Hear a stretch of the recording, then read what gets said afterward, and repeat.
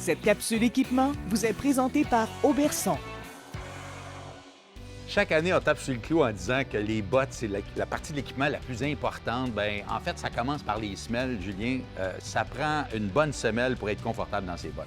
Exactement. En fait, chaque personne, en fait, ont toute une histoire différente au niveau de leurs pieds. Oui, On a oui, toutes aussi, on a toutes des postures ou des pieds différents. Donc, l'important, c'est de trouver la bonne semelle adaptée au pied. Donc, pour venir bien épouser le pied, pour augmenter, si on veut, le confort, la précision au niveau de la bottine.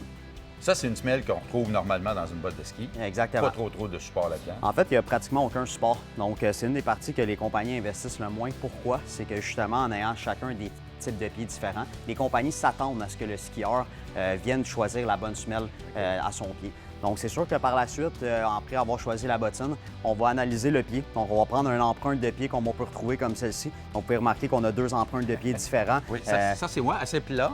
Et ça, c'est toi avec un arche assez prononcé. Exactement. Bon, on l'appelle un arche moyen, qui est pour la majorité des gens.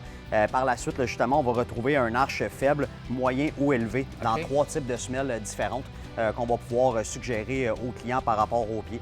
Par la suite, on va prendre le temps d'analyser aussi au niveau de la longueur de l'arche. Chaque personne, encore une fois, un pied différent. On va avoir des arches de longueur différentes aussi. Donc, c'est bien important d'analyser le tout pour s'assurer, en fait, du confort qu'on va retrouver à l'intérieur là-bas. Parce qu'on n'essaye pas de corriger la forme du pied ou la façon. On essaie de faire épouser le pied avec la botte. En fait, c'est de trouver la bonne semelle par rapport au pied de la personne. Okay. C'est vraiment ça l'idée première. La semelle, par la suite, va amener un petit peu plus de précision, de confort, de chaleur et surtout enlever justement des inconforts qu'on peut retrouver au niveau de la bottine.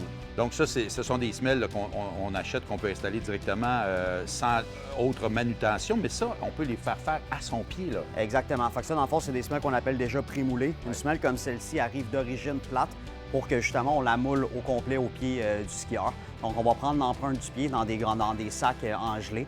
Par la suite, on va la faire chauffer. On va la mouler au complet. Donc, c'est sûr que côté précision, confort, on vient de gagner une bonne coche de plus par rapport à une semelle pré-moulée. Mais déjà, de base, je vous dirais que 100 des skieurs devraient avoir des semelles pré-moulées dans leurs bottes au minimum. Bien, écoute, moi, personnellement, ça a changé ma vie en ski avec des semelles comme ça, avec des bottes un peu plus futées. On profite de nos journées beaucoup plus longtemps. Ça, c'est certain. Donc ça, pour moi, c'est vraiment la fondation d'une maison. Bien, merci beaucoup, Julien, pour ces conseils judicieux.